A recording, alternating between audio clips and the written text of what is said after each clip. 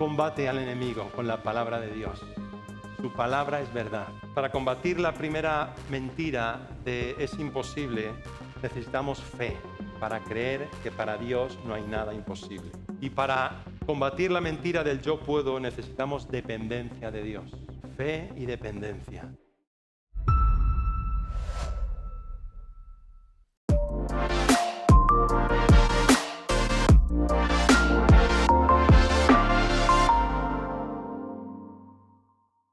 Y quisiera con esta palabra terminar una serie de 3 mensajes sobre las mentiras que estuve compartiendo en las dos predicaciones anteriores. Esta sería la tercera y quería terminar hablando sobre este tema también que creo que es muy importante.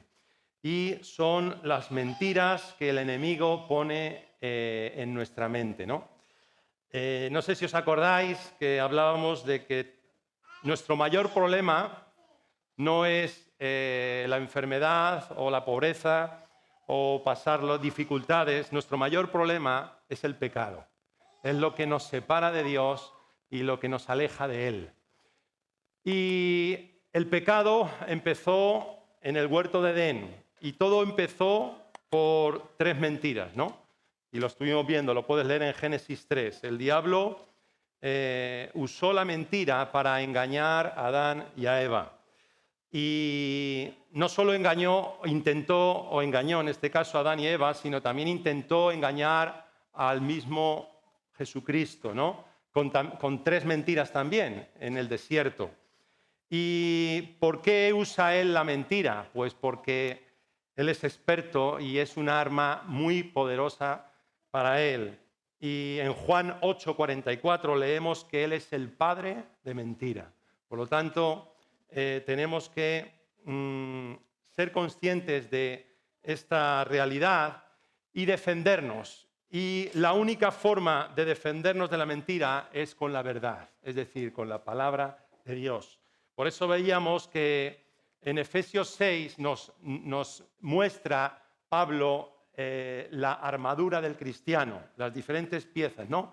Y la primera pieza de la armadura del cristiano, ¿cuál es? Dice, ceñidos los lomos con la verdad.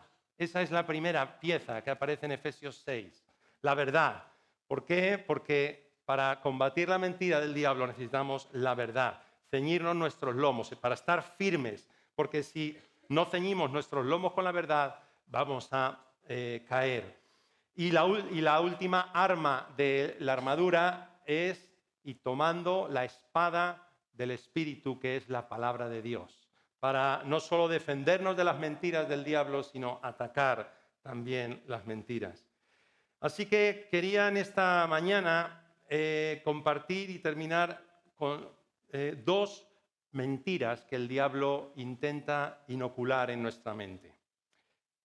Una de ellas, o la que vimos en la otra vez, era la mentira de estoy solo, ¿no? O estás solo. ¿Cuántas veces hemos escuchado o hemos dicho estoy solo, ¿no? Nadie se preocupa por mí, etcétera, etcétera. Hay otra mentira que el diablo pone en nuestra mente y es la mentira de es imposible, ¿eh? Es imposible. Y todos hemos vivido situaciones difíciles en nuestra vida, ¿no? Situaciones en las que hemos querido tirar la toalla, donde ya no hemos visto solución y hemos dicho es imposible, esto ya no tiene solución, ¿no? A veces intentamos cambiar nuestro carácter sin éxito, a veces nos vemos fracasados en muchas áreas de nuestra vida, como padres, como madres, como hijos, como hermanos, y parece que es imposible, ¿no? O eso nos dice el enemigo. Y muchas veces nos damos cuenta de que nosotros no podemos, pero somos también conscientes de que Dios sí puede. Él puede hacer todo lo que nosotros no podemos hacer y puede llegar a donde nosotros no llegamos. Y Jesús se lo dijo a sus discípulos. Si quieres ir conmigo a Marcos capítulo 10 y versículo 27, Jesús estaba hablando con ellos, con los discípulos, Marcos 10, 27. Estaba hablando sobre los ricos y sobre lo difícil que un rico, o mejor dicho, una persona que pone su mirada en las riquezas pueda entrar en el reino de los cielos. ¿Por qué? Porque cuando uno pone su mirada en las riquezas se convierten en su Dios. Por lo tanto, no puede entrar en el reino de los cielos, porque solo a Dios adoraremos y a Él solo serviremos. Amén. Por lo tanto, Jesús está hablando con los discípulos y en el versículo 27 del capítulo 10 les dice así: entonces Jesús, mirándolos, dijo: para los hombres es imposible, mas para Dios no, porque todas las cosas son posibles para Dios. Lo dijo claramente Jesús, que para Dios todas las cosas son posibles. Dios es un Dios de imposibles. Cualquier circunstancia, por difícil que sea, para Dios es posible. Es un Dios ilimitado. Nosotros somos finitos y somos limitados. Ahora que hay epidemia, ¿no?, de gripe, te das cuenta como un ser tan minúsculo, que es microscópico, es capaz de tumbarnos y de dejarnos postrados en una cama por varios días. Ahí nos damos cuenta de la limitación y la debilidad que tenemos, ¿no?, como cuerpo humano, ¿no? Pero somos limitados. Pero Dios no. Dios es un Dios ilimitado. Hay una historia que me encanta, que está en el libro de Daniel, en el capítulo 3. Si quieres ir conmigo al libro de Daniel, el profeta Daniel, en el capítulo 3 nos habla la historia de tres jóvenes judíos que habían sido deportados hasta Babilonia. Y eran jóvenes de los que debemos aprender, porque eran jóvenes que amaban a Dios y que buscaban su presencia. Y dice la historia, no la vamos a leer, pero te sonará, de que el rey de Babilonia, llamado Nabucodonosor, decidió hacer o mandar a hacer una estatua de su propia imagen. Y mandó que todos debían adorar esa estatua con la amenaza de que quien no lo hiciera sería echado en un horno de fuego. Y es una historia inspiradora. ¿Por qué? Porque estos tres jóvenes, Sadrach, Mesach y Abednego, no eran sus nombres originales, eran sus nombres babilónicos. Ellos tenían su nombre judío. Pero esos tres chicos, esos tres jóvenes, tenían claro a quién servían, en quién creían. Servían a un Dios todopoderoso, que era capaz de hacer lo imposible, era capaz de librarlos del horno de fuego de aquel rey.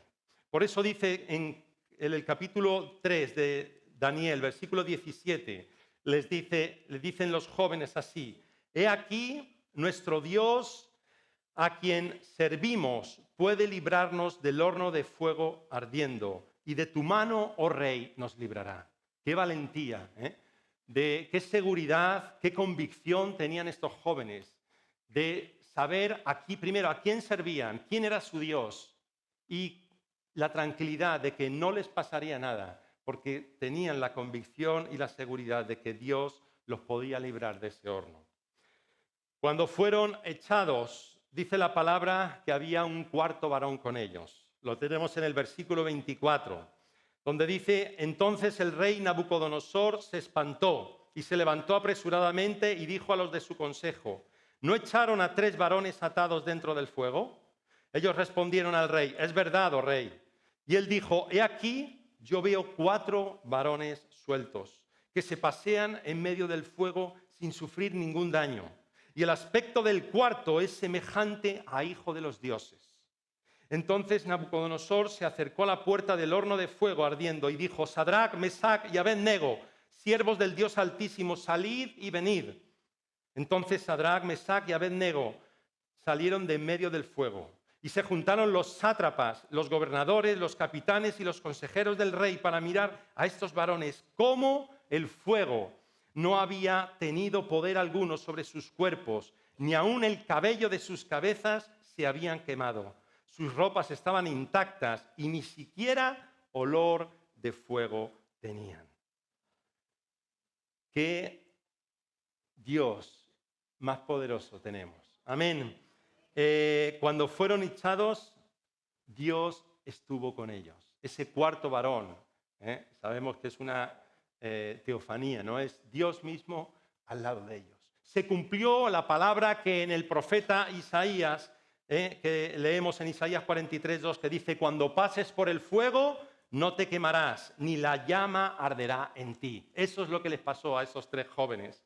¿Por qué? Porque sabían que Dios era un Dios de lo imposible. Él es capaz de hacerlo todo, porque para Dios no hay nada imposible. Dios hace lo que nadie puede hacer. Así que fíjate tú, hasta el punto de que no tenían ni olor a humo. Dios tiene hasta humor. Porque cuando hacemos una barbacoa y estamos un poco distanciados del fuego, acabamos con una peste de humo que luego nos tenemos que quitar la ropa y echarla a lavar, ¿no? Pues aquellos 3 jóvenes que estaban en el fuego salieron aún sin olor a humo. Así que Dios es un Dios grande, un Dios de lo imposible. Hay otra historia que nos habla también de que para Dios no hay nada imposible. ¿Qué podría ser más difícil que creer a la promesa del ángel que le dio a María de que siendo virgen iba a tener un hijo? Esto es totalmente contrario a las leyes de la naturaleza, ¿no? Es imposible que una mujer conciba sin intervención de varón, ¿no? Pero Dios es más grande que las propias leyes que Él ha establecido en la naturaleza, porque Dios está por encima de las leyes que Él ha establecido. Por lo tanto, si vas a Lucas capítulo 1, 37, un texto que ahora se lee mucho, ¿no? en este tiempo de Navidad. Lucas 1, 37, las palabras que le dice el ángel a María, dice así, en el 36 dice: y he aquí tu parienta Elizabeth, ella también ha concebido hijo en su vejez, y este es el 6º mes para ella, la que llamaban estéril, porque nada hay imposible para Dios. Entonces María dijo: he aquí la sierva del Señor, hágase conmigo conforme a tu palabra. Y el ángel se fue de su presencia. Otra vez, dice el ángel, le dice a María: para Dios nada hay imposible. Amén. Para Dios no hay nada imposible. Así que María perfectamente podía haber dudado o podía haberse opuesto a que Dios interviniera en su vida. Pero ella, su actitud fue ejemplar y dijo: he aquí la sierva del Señor, hágase conmigo conforme a tu palabra. Amén. Conforme a tu verdad. Que Dios es un Dios de imposibles, que para Él no hay nada imposible.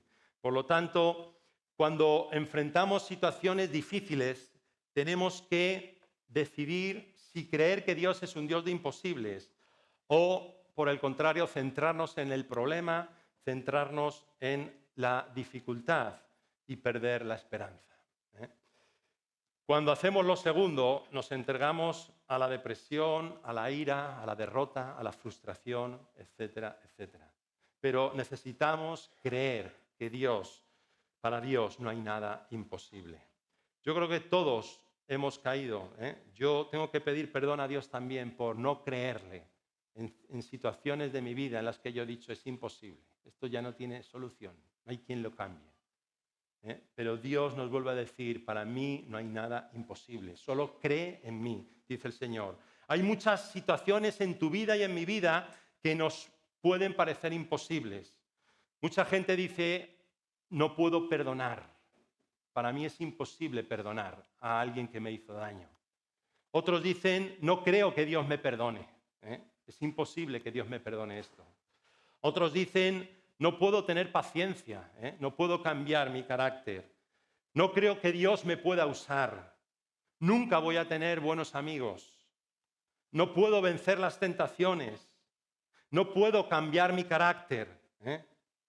No puedo con mis problemas familiares o mis problemas no tienen remedio. No puedo vencer mis adicciones.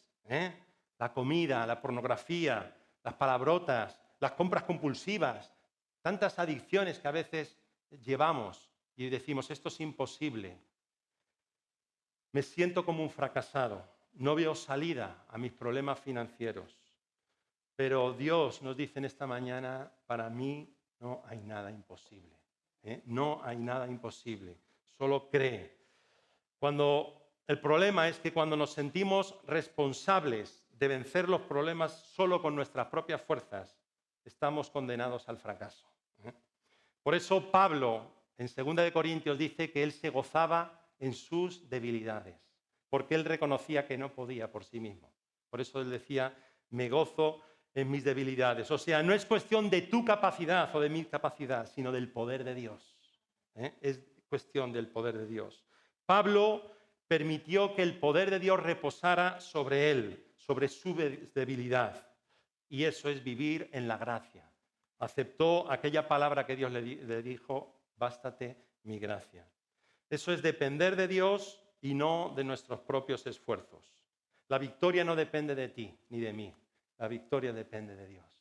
Él es un Dios victorioso. Filipenses 4:13, ese texto, ese versículo que tanto nos gusta, que dice, todo lo puedo en Cristo que me fortalece. Hay que destacar que en este texto no aparece la palabra hacer. No aparece la palabra hacer. No dice todo lo puedo hacer en Cristo que me fortalece. ¿Y por qué? Porque este texto no habla de hacer, sino habla de actitud. Es decir, de confianza y valentía como consecuencia de esa confianza en Dios. Se podría traducir este texto como para todo tengo recursos en Él que me da el poder. No depende de mis recursos, no depende de mis esfuerzos o de mi capacidad, sino depende del poder de Dios que es ilimitado. Por lo tanto, aunque haya situaciones difíciles en tu vida, para Dios no hay nada imposible. Tenemos que confiar y seguir creyendo, a pesar de que no veas la victoria, de que no veas la solución. Dios es un Dios de imposible. Para Él no hay nada imposible. No le creas al diablo. Cuando te susurra al oído, es imposible. Esto ya no tiene solución. No le creas al diablo, porque para Dios no hay nada imposible. Y hay una segunda mentira que quería compartir en esta mañana, y es la mentira que también el diablo pone en nuestra mente, que dice, yo puedo, yo puedo. Y esto trata del problema de la autosuficiencia. Cuando ponemos nuestra confianza en nuestras posibilidades en vez de ponerla en Dios, que nos capacita. ¿Sabías una cosa? Las religiones de este mundo, que hay tantas y tantas religiones, tienen un hilo común o un nexo. Y es que todas se basan en la misma idea. Si una persona hace lo que su religión le pide, conseguirá el paraíso, o se salvará. Los requisitos para conseguir el paraíso dependen de las religiones, ¿no? Pero todas se basan en las obras que uno tiene que hacer. Es decir, en la mentira del diablo, de yo puedo. Si tú le preguntas a un musulmán si va a ir al paraíso, te va a decir que sí. ¿Y sabes por qué te va a decir que va a ir al paraíso? Porque cumple los preceptos del Corán. Porque da limosnas, porque viaja o ha viajado a la Meca por lo menos una vez en la vida, porque reza 5 veces al día mirando a la Meca, al este, porque hace el Ramadán todos los años y te va a decir que va a ir al paraíso porque cumple los preceptos del Corán. Si le preguntas a un judío si se va a salvar, te dirá lo mismo, que irá al paraíso porque ama a Dios y obedece sus mandamientos. No solo los 10 mandamientos que hay en Éxodo 20, sino 613 mandamientos que tienen para cumplir. Y si preguntas a otra persona, a un católico, si va a ir al cielo, seguramente te dirá que sí, porque es bueno y porque cumple también los mandamientos. Pero si le preguntas a un verdadero hijo de Dios o a una verdadera hija de Dios, si será salva, te dirá que será salvo por sus méritos, no por sus méritos o esfuerzos, sino por la obra redentora de Cristo Jesús en la cruz. Romanos 3:20, un texto que hemos leído muchas veces, dice así, Romanos 3:20, dice, ya que por las obras de la ley ningún ser humano será justificado delante de él, porque por medio de la ley es el conocimiento del pecado. Y en el 23 dice, por cuanto todos pecaron y están destituidos de la gloria de Dios, siendo justificados gratuitamente por su gracia mediante la redención que es en Cristo Jesús. Por lo tanto, no podemos salvarnos por nosotros mismos, ni tampoco podemos contribuir en algo a nuestra salvación. No podemos hacer algo más para que Dios nos salve, ni para que Dios nos ame más. Dios ya lo hizo todo. Jesucristo pagó la culpa que nosotros teníamos que pagar en aquella cruz. Por lo tanto, la salvación es un regalo. No puede ser comprada, sino solo aceptada por la fe o rechazada, como mucha gente hace. Efesios 2, 8, 9 dice que somos salvos por gracia. Es un regalo inmerecido por medio de la fe, no por obras para que nadie se gloríe. Esta mañana hemos glorificado el nombre de Dios, hemos cantado dándole la gloria a Él, el único digno de recibir toda la gloria y toda la honra. Por lo tanto, si la salvación fuera por las obras, nadie la alcanzaría, porque somos incapaces de cumplir la ley al 100%. Gálatas 3, versículo 10, dice así, porque todos los que dependen de las obras de la ley están bajo maldición. Pues escrito está, maldito todo aquel que no permaneciere en todas las cosas escritas en el libro de la ley para hacerlas. Y que por la ley ninguno se justifica. Para con Dios es evidente, porque el justo por la fe vivirá. Evidentemente no nos justificamos por las obras, pero sabemos que aunque la salvación no depende de las obras, no hay duda de que las buenas obras son el fruto de la salvación. Es decir, las buenas obras acompañan cuando Dios nos regenera, nos hace una nueva criatura. No somos salvos por buenas obras, pero sí somos salvos para buenas obras. La cuestión no gira alrededor de las buenas obras, sino gira alrededor de la fuente y de la motivación de las buenas obras, que no es otro que Jesucristo, que Dios mismo. Provienen de Dios obrando en nuestra vida y no de uno mismo. Porque es muy fácil caer en el orgullo, en esa mentira de Satanás que dice yo puedo o te dice tú puedes. Dios permite a veces debilidades y aguijones, como le pasó a Pablo. Pablo, sabéis que fue llevado hasta el tercer cielo. Hay un primer cielo, que es el que vemos cuando salimos a la calle, vemos el cielo, el primer cielo. Hay un segundo cielo donde están las huestes de maldad. Y hay un tercer cielo donde está la misma presencia de Dios. Y Pablo fue llevado hasta el tercer cielo. Vio cosas inefables. Y después de aquella revelación le fue dado un aguijón para que su orgullo no se elevara. Y dice la palabra que él le rogó a Dios que por 3 veces que le quitara ese aguijón. Y Dios le dijo, bástate mi gracia, porque mi poder se perfecciona en tu debilidad. Segunda de Corintios 12, 10. Por lo cual, dice Pablo, por amor a Cristo me gozo en las debilidades, en afrentas, en necesidades, en persecuciones, en angustias, porque cuando soy débil, entonces soy fuerte. Preparémonos, porque vivimos en una vida muy cómoda, con muchas facilidades, pero puede que el tiempo que sabemos que está acelerándose, que lleguen dificultades a nuestra vida. Pero pongamos nuestra mirada en Dios. Nosotros solo no podemos. Dios está con nosotros. Así que la debilidad es una manera efectiva de recordarnos nuestras limitaciones y refrenar así un gran enemigo que tenemos, que es nuestro orgullo. No es lo que yo hago por Dios, sino lo que Dios hace por mi vida, hace por mí. No es lo que tú haces por Dios, sino lo que Dios hace por ti. Amén. Dice Pablo en Gálatas 2:21, no desecho la gracia de Dios, pues si por la ley fuese la justicia, entonces por demás murió Cristo.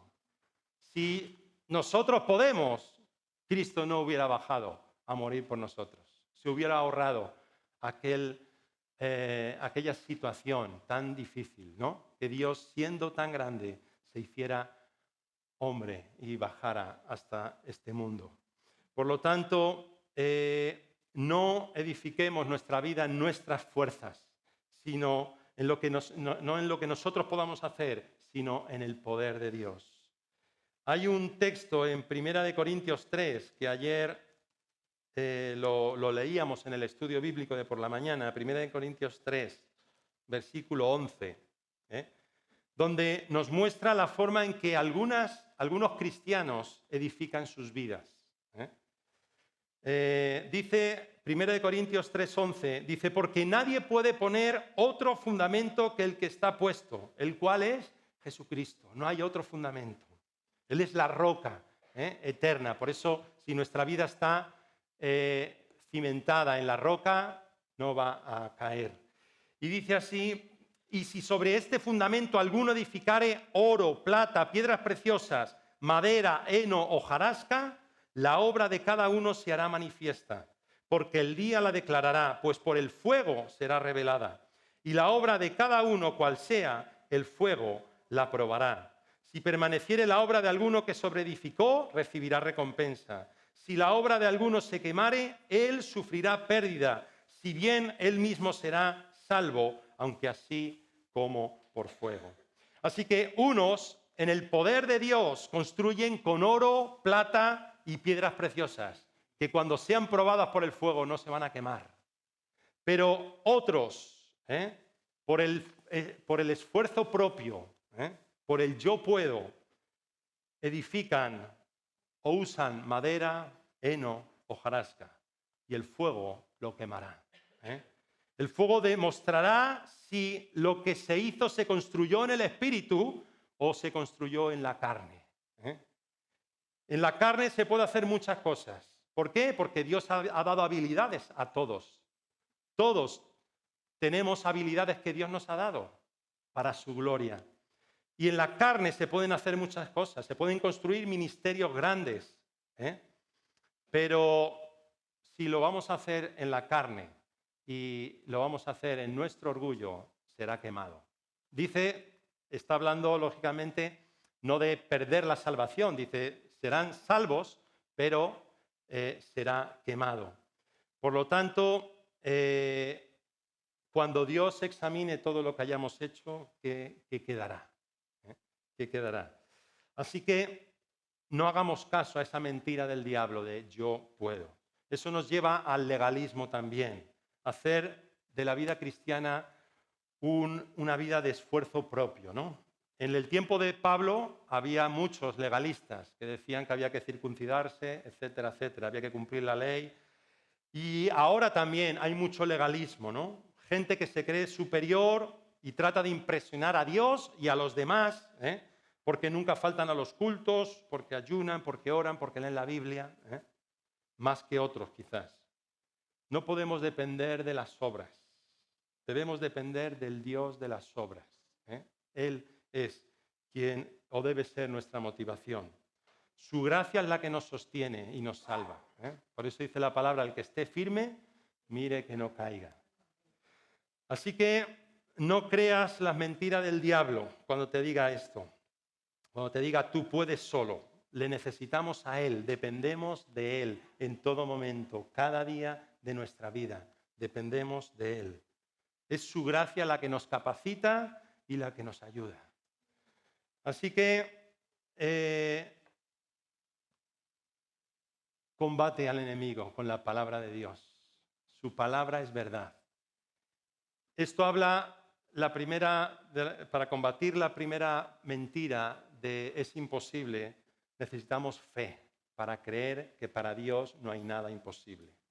Y para combatir la mentira del yo puedo necesitamos dependencia de Dios, fe y dependencia. Creer en Él y depender de Él cada día de nuestra vida para que la gloria sea para Él y que Él pueda hacer su obra. La obra es suya, no es nuestra. Nosotros solo somos colaboradores de Dios, solo somos herramientas. Pero tenemos que serlas, porque hay gente que esconde los talentos y no son herramientas. Todos somos herramientas de Dios, cada uno en nuestro sitio, cada uno con lo que Dios nos ha dado. Pero todos somos instrumentos para Dios, allá donde seamos, donde estemos y donde vayamos. Por lo tanto, necesitamos combatir al enemigo, porque estamos en los últimos tiempos. No, ayer en el estudio compartíamos esto, ya solo queda una lección el sábado que viene. Os animo si queréis venir, porque además va a ser un final comentado, porque bueno, pues vamos a hablar sobre los últimos tiempos, que también tenemos que conocerlos, ¿no? Y Dios nos ha revelado, ¿no? Y sobre todo estar firmes en Él, porque el enemigo sabe que le queda poco tiempo y por lo tanto se mueve con más intensidad y lo vemos a nuestro alrededor.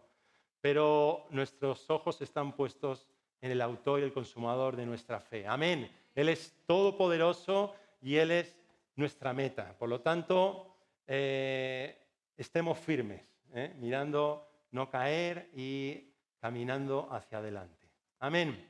Muy bien, pues vamos a darle gracias a Dios. Si quieres cerrar tus ojos ahí y darle gracias por todo lo que Dios te ha dado, aún por las dificultades, porque cuando eres débil, entonces puedes decir, soy fuerte en Dios. Así que dale gracias aún a pesar de los problemas, a pesar de lo que estés viviendo. Confía que Dios es todopoderoso, que para Dios no hay nada imposible. Te dicen esta mañana, para mí no hay nada imposible. Gracias, Señor, porque tú estás con nosotros, Espíritu Santo de Dios. Gracias por la vida que nos has dado y por tu amor sobre cada uno de nosotros, Señor.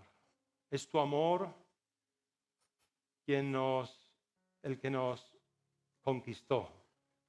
Señor, tu amor nos ha rescatado, oh Dios. Y en este día queremos reconocer nuestra necesidad de ti, Señor. Nosotros no podemos solos, dependemos de ti, Señor. Y te pido perdón, Señor, por las veces que no he creído en ti, Señor. Que tú puedes hacer lo imposible, Dios. Señor, creo en ti, Dios, en esta mañana. Señor, y creo en tu palabra y creo en tu verdad, oh Dios. Señor, desechamos toda obra del enemigo, Señor, y queremos cerrar los oídos a las palabras del padre de mentira que quiera traer sobre nuestra vida. Y creemos a ti, Señor, en esta mañana, Dios. Para ti no hay nada imposible, Señor. Te ponemos los imposibles de nuestra vida en tus manos, Señor. Y te decimos, Señor, que creemos una vez más en ti. Aún te decimos como aquel padre que dijo, creo, ayuda a mi incredulidad. Señor, gracias porque tú estás con nosotros, Señor. Perdónanos cuando hemos confiado en nuestras fuerzas, en nuestras capacidades, Señor, y te hemos dejado de lado, Señor. En esta mañana, Señor, también reconocemos que te necesitamos, Señor, que sin ti no podemos hacer nada, Señor. Gracias en esta hora porque tú no lo recuerdas, oh Dios. Señor, y te pido que tú sigas ayudándonos y que tú hagas tu obra en cada uno de nosotros, Señor. En estos tiempos difíciles, Señor, que tú levantes una iglesia poderosa, Señor. que se mueva con tu poder, oh Dios, y no con sus esfuerzos, sino con tu poder, oh Dios, y que mucha gente pueda llegar a tu conocimiento, Señor, y puedan pasar del reino de las tinieblas a tu reino de luz admirable, oh Dios. Gracias, Señor. En este tiempo de Navidad podamos poner nuestra mirada en ti, Señor, y que tu luz alumbre en medio de la oscuridad, Señor. Te bendecimos, Señor, y te adoramos, porque solo tú eres digno de recibir toda la gloria y toda la honra y toda la alabanza, Señor. Gracias, oh Dios, porque tú, Señor, oh Dios, sigues teniendo paciencia con nosotros, Señor. Te amamos y te bendecimos. En el nombre de Jesús. Amén. Amén. Que Dios os guarde y os bendiga. Amén. Cada domingo a las 11:30, celebramos juntos que Jesús vive. Te invitamos a disfrutar de este tiempo de bendición y alegría.